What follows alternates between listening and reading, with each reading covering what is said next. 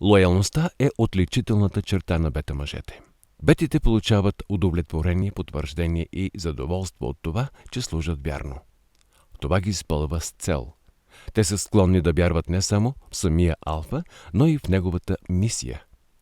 Понякога те споделят едни и същи идеали, но по-често те са привлечени от тези идеали, защото вярват в алфата и ще го следват където той реши да ги поведе, стига да получат признание за своята лоялност и преданост.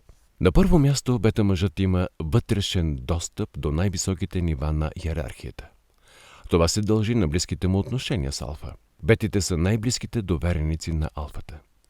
Те са хората, на които той се доверява най-много да вършат нещата по най-добрия начин. В замяна алфата се грижи бетите да се радват на статута, властта и престижа, които вървят ръка за ръка с техните отговорности.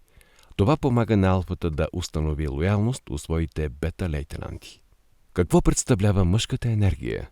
Кои са 6 типа мъже? Към кой тип спадаш ти и как да разбереш от кой тип са другите? Отговорът на тези и още много въпроси относно мъжката социално-сексуална йерархия ще намерите в книгата «6 типа мъже».